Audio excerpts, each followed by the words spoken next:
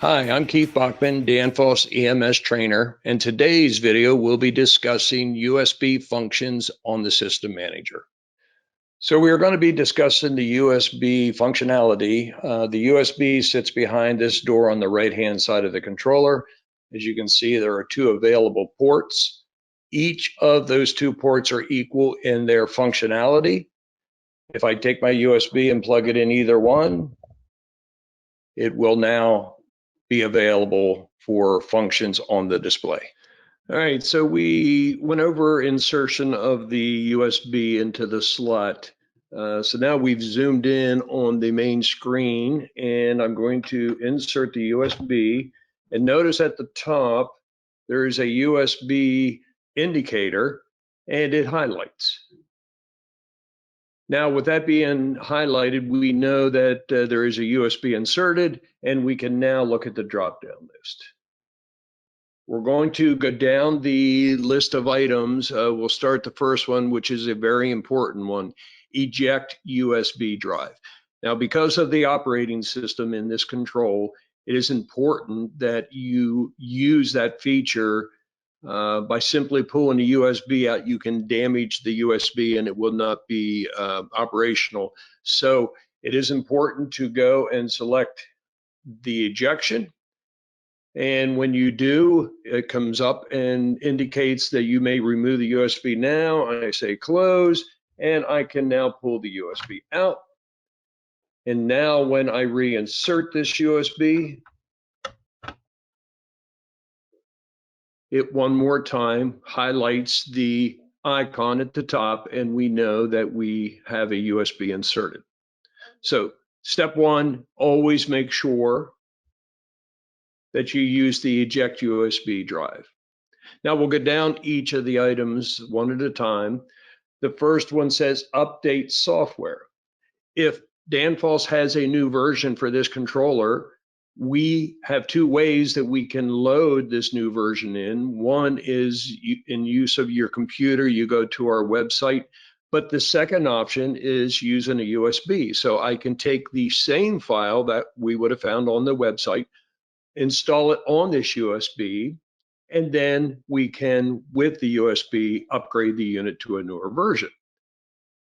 As you can see that there is the option for multiple versions to be on this USB, and so you have to select accordingly. Now, some of this numbering scheme won't be familiar to you, but I can see right here that this is a 116 version. Here's a 118 version. I know that that is newer, so I will click on that one, and then I will do update. And when I do, it will send this information to the control. It will restart the control, and when it boots back up, we will be in the 118 version. Let's go down to the next item, export database. Now, there is a database that currently resides in the control, and I need to pull that database out, store it on this USB for future reference, future use, possibly a reload if needed. As you can see, it gives it a date and time stamp, and it calls it database. Now, we do have some options there, which is we could give it a more specific name. So if I touch in the field, I get the keyboard to show up, and with that keyboard, I can rename it as I would choose. By simply pressing the save, it's now saying saving configuration, please wait, and a copy of the complete database is now being stored on that USB. The message now is the file has been successfully saved on the USB drive, so I know I have a copy on that USB. What would be my next step? If I'm done, excuse me, I would go up to Eject USB Drive. Now, how about if I needed to import? So we just talked about exporting, taking the database out of the control and putting it onto the USB. If I wanted to take it from the USB and insert it into the control, so maybe this is a new control, maybe there was some change done that was not needed.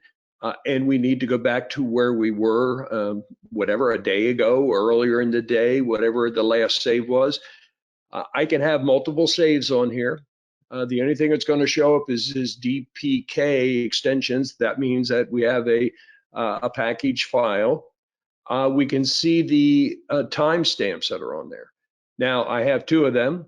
One goes back to June, so it's 6/18. The other one that's on there is 11/20. That is the most current one. That is the one that we would want to reload. I would press and I would do import.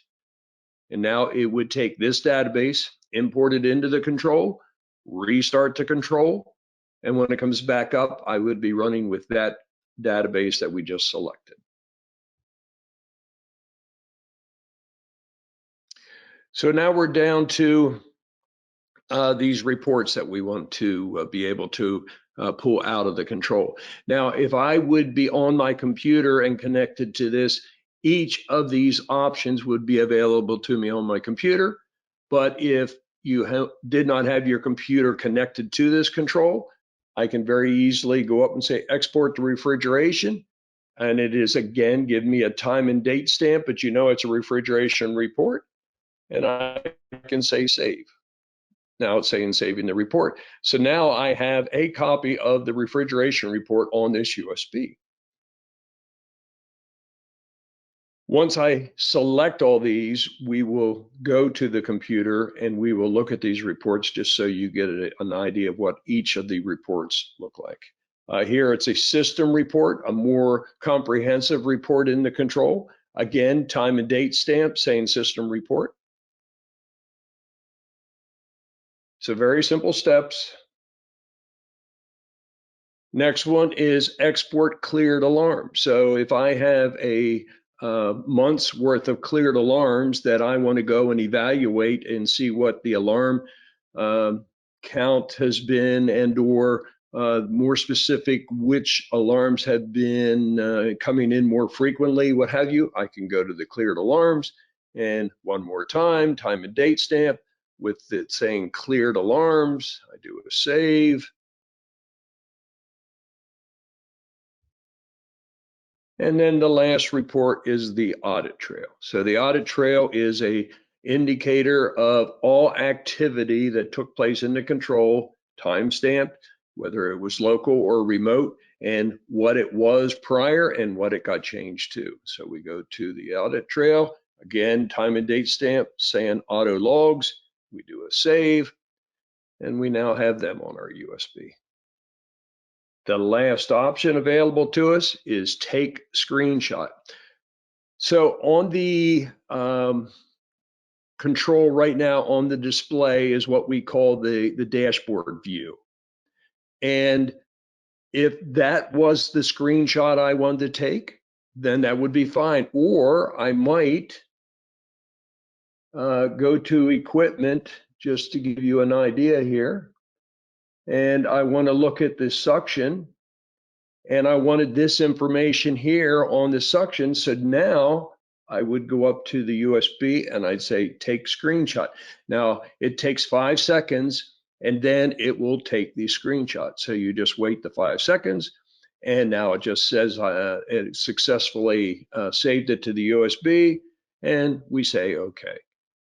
So now we've gone and through each of the options on there. What is the step before we pull it out? Eject USB. And it says you may remove the USB drive now. So we've taken the USB from the machine and moved it over to the computer. And now on our computer, when we open up this USB, these are the files that we'll have sitting there. So let's go down through and associate them to the file structure that we saw when we had it in the unit. At the very top, it gave us the ability to upgrade the control. And these two files that we have sitting here are the two different files that showed up on the screen. That means that prior to putting it in the system manager, I had to load these two files. And this 118 is actually the one that we did insert into the control.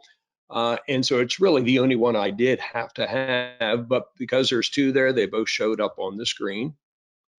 When we did the export of the database, this is the way it's saved right here with the DPK extension to it. So that's the save database. Now, if I would want to import, instead of exporting, which put it onto the USB, if I wanted to import it into the control, this is what it would recognize, and this is what we would reload into the control. And again, if I had multiple exports that I had done over time, they will be listed out, and we can always look for the most current time and date stamp. Then we have a listing of the different reports that we pulled: refrigeration system, cleared alarms, and audit. So for the refrigeration alarm, it would look like this. So as we can see, it's simply the refrigeration information, and it's detailed out to some extent, and we get the value of the set point, alarms and defrost information, and the addressing. In addition to that report, we have a system report. It's a bit more comprehensive. On the system report, it is going to be in a notepad fashion, and so you see it's a bit more of a text format. But again, I can go down through and I have great detail on this control, from the set points to the defrosting information, each controller. And the further down I go, the more information. I even have things such as the audit trail available to me. So this system report is quite informational. And then last thing is we did a screen capture. So if I click on that option, you can see this was the screen that I saved, showing that suction group that, again, we just simply said screen capture. And so that's the functions and how we can make use of this USB. Thank you for watching our video. And for more documentation and videos on the System Manager, please visit danfoss.com/supermarket support.